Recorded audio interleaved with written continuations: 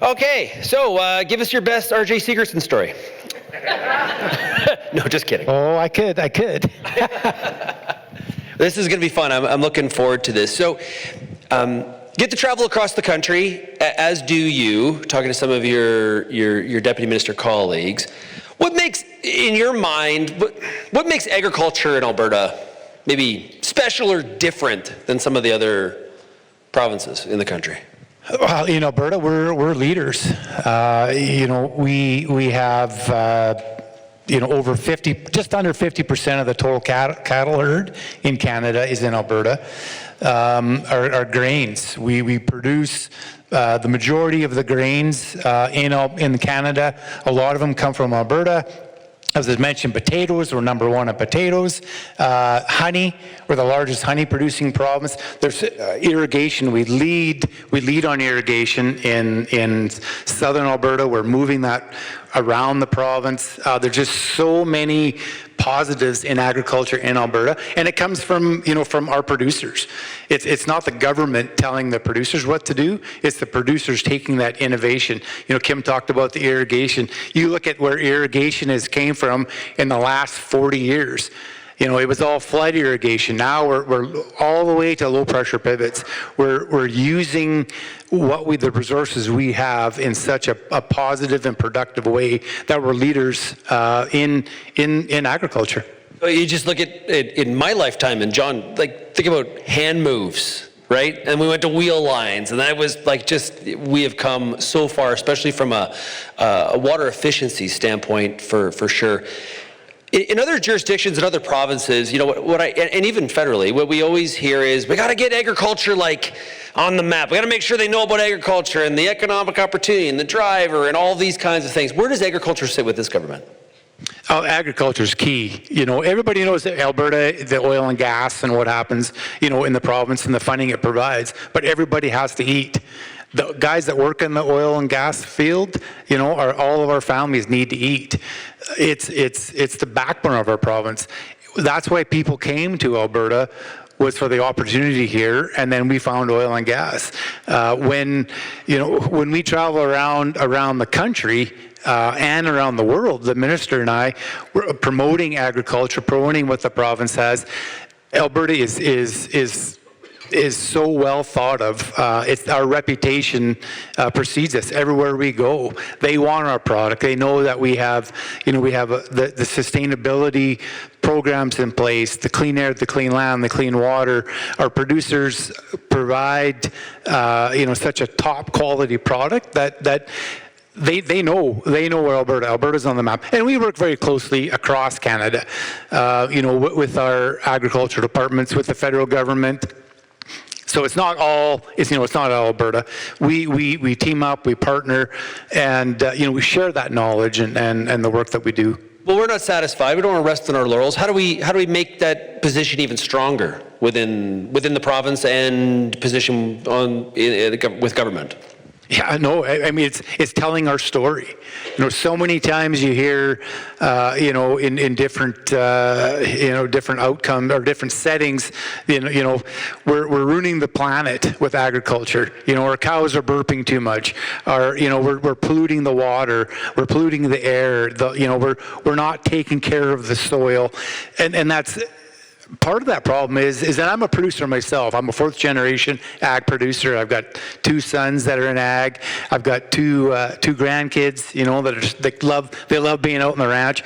So it's us telling the story. We haven't done a good enough job telling what we do and why we do it so well. And I think that's starting to, we're working on that. We're doing that.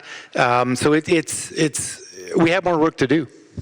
There's always talks about money. It sort of drives the bus. We saw the federal ag minister this week mentioned they're going to start working on the next ag policy framework. From Alberta's perspective, what is the province pushing for? More federal money. We less provincial money, more federal money. That's what we need.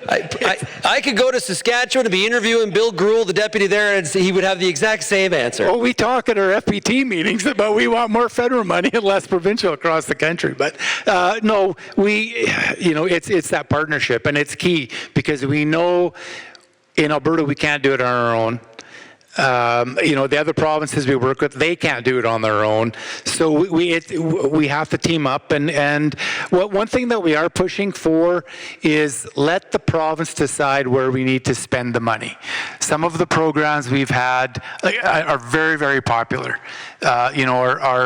The route program, Resilient Agricultural Landscape. I mean, it was sold out in minutes or hours, or we didn't have enough funding there. But we have some ability to move money around throughout the buckets, but we want more of that ability. Let us. It's different when we're talking, fish farms in Eastern Canada to orchards in BC. There's a lot of difference. We need to have the ability and the flexibility to move that money around. Obviously, Canada's an exporting nation. Trade very important to Alberta. We had some movement here in the last week when it comes to trade potentially with China on the beef front. Aquaculture, not a real big deal here, but definitely canola is. At the same time, the U.S. market's also important. So how do producers in the room and those that are in agribusiness, so what are your thoughts on some of the tariff headwinds? There's a question for you. You wouldn't believe it. Well, I know you can believe how much time that's taken up in the last since the last January, that discussion. But again, we do a lot of work expanding our markets through, the minister and I have been to South Korea, Japan, Mexico, Vietnam, the Philippines. He's heading to Dubai next week. It's expanding those markets. As everybody says, you don't want all your eggs in one basket. The United States is very important to us. I mean, they're our closest, our biggest trading partner. We have to foster that relationship, but we have to look elsewhere. It's great to see China open the border to some of our products. We're still getting, through the gist of exactly what that is, but it's that ability to move our products around the world, and that comes back to that sustainability and telling our story about how good our products are, and there's so much that we work on, the logistics, the supply chains, the ports, loading grain off the West Coast and some of the issues there, and rail issues, and there's a lot that we deal with, but we do our best. We're not perfect, but it's important. Just curious, because I think sometimes we sort of tell ourselves stories in terms of how we think those customers afar think about our products. When you go to a place like South Korea or Singapore, Japan, all the different, the minister's going to be in Dubai next week. What do they say about product from Alberta? Like, what's the message? We want more and we want it cheaper. So get on it. Yeah. And we say, we want to send you more and charge you more money. So it's, they love our product. They do. They absolutely love our products. But again, it comes down to logistics. When we were in the Philippines talking to a company that buys a lot of grain, they're like, okay, we want more, we want you to send our grain. But the problem is it may take 30 days to get to our ports, or it may take 60 days. They don't know, and so it's tough for them to build it in their margins when they don't know how long it's going to take. So there's some work that we need to do, on that front too. Do some of our logistics, and we've had labor unrest, we've had some challenges. Does that, the ability to, if I'm going to buy product from Alberta or from Canada, I want to know that I'm going to get it when I need it. Do those kind of things come up at all? Yeah, for sure. I mean, we hear that all the time. Rail, when we send a lot of stuff to the south with rail to the coast. When there are those labor unrests, that really puts a damper on things, because we can't supply that consistent supply of our products. When I do know of a company they were shipping pork with planes. Because they had contracts they had to fulfill, and they knew they had to get it there. They didn't want to lose the contracts, so we work closely with with the feds when those issues come up, and try to come up with some solutions. So if you could seed one moonshot over the next two budgets, what would it be? What's like a moonshot for our industry? Well, if we're talking federal budget, it's more rail lines. We need more rail lines. And I don't, I shouldn't say too much about it because I don't know a lot. But I think, we hear of the issues on the ports when we're loading ships, with grain, that when it starts to rain, they can't. Well, if you can build, an MLB baseball stadium with a movable roof, you think maybe we could figure out somehow to, build a roof over some of our ports. There's things that we really need to look at. And I think it's expanding the ability, giving us the ability as producers and a province to access those markets. The average attention span of humans now is 7 seconds, which is absolutely terrifying. Research takes time, and we're a very outcome-based society, and I want it now, right? I can't wait. I don't want to wait, and I choose not to wait.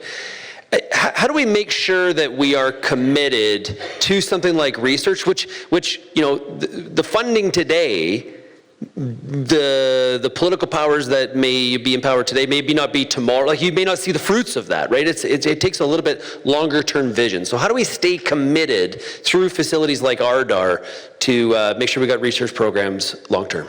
Yeah, and I think that's, we have to continuously pass that torch. It's that message that we have to continue to give, to our government, the other governments, the producers. And I've been the deputy for 3.5 years, and, government does not move fast. You get there, it's like, okay, well, that's right. I have an ADM here, John Conrad. Okay, John, let's do that. It's like, well, what do you mean we can't do it tomorrow? Kind of thing. It takes time, but we have to, Kim mentioned, that huge drought in 2001. And then we saw it again in 21 and 23. Those droughts, and we talk about storage. We have to build more storage. And then everybody says, well, it's going to take 20 years to build a dam. Well, darn it, in 2001, after that huge drought, that's 25 years ago. We would have had a dam built if they would have continued with that narrative. We have to make it happen. So, through our department and our minister and the government, we know how important storage is. That's what, she mentioned Ardley, she mentioned Earmore, Belly River, those things that we have to continuously work at, and we can't forget about that. And that's not just us as departments or the politicians. That's the producers, the researchers. Everybody has to. We don't let us forget, and don't let the next wave of politicians or bureaucrats, or producers. We have to let that message continue on. I think some of your colleagues across the country really do, and I mean this sincerely, look at Alberta as like, okay, what's Alberta up to over there? Like, what's going on? We tend to do ruffle a few feathers across the country from time to time. Where can Alberta lead a national agricultural file, and what does that leadership look like? Well, we're seeing it. With our business risk management programs, and disease management, foreign animal disease. Like, we really started to push a few years ago on a vaccine bank for foot and mouth disease. We do a lot of work on African swine fever. Irrigation. We are leaders in water conservation and in that efficiency gains through not just irrigation, but through our canola crushing plants, our beef packing plants, the producers, the water that they're using. So we have to continue to lead. So we have our federal, provincial, territorial meetings. There are different levels. There's minister meetings, there's deputy minister meetings, there's ADM meetings, and we take an active role, and we don't just sit back and let things happen. The minister and I have talked a lot about it, and when we get to these meetings, we stand up. We're the first ones to speak. Like, we have to lead the charge because we feel we know what it's going to take through the learnings and the research that's been done and what we know where we're going. RDAR is very important in moving forward. And, we work very closely with them. What are they hearing? What are the farmers telling them they need? We take that message to the federal government and work with our other provinces. Yeah, okay, we're just about done here. What edge does Alberta gain from having RDAR when, people might not be aware of this, but other provinces don't have this kind of a structure. So what advantages does it give Alberta? Yeah, a huge advantage because it's farmer-led, and that you mentioned the leveraging of those dollars. So everybody knows, everybody hears about the budget. We don't have a lot of money. Oil's down. There's a lot of pressures on the government. So when we have someone like RDAR taking that initiative to get money from different producer groups and the industry to help them fund these projects that are beneficial not just to our province, but beneficial to our whole country and the other provinces. That's key. It's that leading edge and taking that initial step. There's going to be other provinces do this because they're all in the same financial places that Alberta is. We're going to see more and more of these systems. Okay, ready to finish off with a bit of a lightning round? Yeah. Okay, quick answers here. Ready? Here we go.